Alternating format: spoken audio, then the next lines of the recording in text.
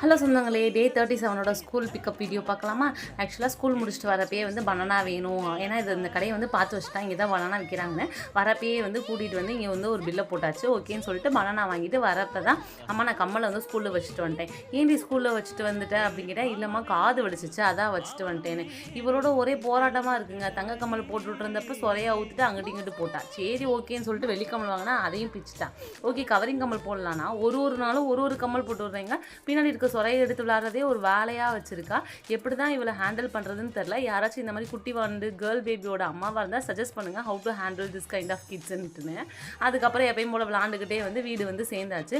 வீடு வந்து சேர்ந்தோடனே tiffin box எடுத்து அவளே ஓப்பன் பண்ணி, மம்மி நான் எல்லாமே சாப்பிட்டேன், நீங்கள் வச்சுருந்த ஃபுட்டு சூப்பராக இருந்துச்சுமா, காரமே இல்லைம்மா நான் சாப்பிட்டேம்மானுங்கிறா. எனக்கே அதிசயமாக இருந்துச்சு, என்னடா இது அவளே சொல்கிறான்ட்டு. ஓகே எப்படியோ குழந்தை வந்து சாப்பிட்டாலே அப்படின்னு சொல்லிட்டு ஒரே சந்தோஷம். அப்புறமா வந்து எனக்கு பிடிச்ச ஹோம்ஒர்க் எழுத உட்கார வச்சாச்சு. ஏன்னா நைட்டு தூங்கினா வந்து காலையில் தான் எந்திரிக்கிறா அப்படின்னு சொல்லிட்டு வந்தோடனே பிடிச்சி உட்கார வச்சாச்சு. ஒரே ஆட்டம் பாட்டம் கொண்டாட்டமாக இருந்துச்சு. அப்படியே வந்து ஹோம்ஒர்க் வந்து எழுத வச்சுட்டு இன்றைக்கி டே வந்து முடிஞ்சிச்சு. உங்களுக்கு எப்படி போச்சுன்னு கமெண்ட்ஸை சொல்லுங்கள். தேங்க்யூ ஆல், பாய்.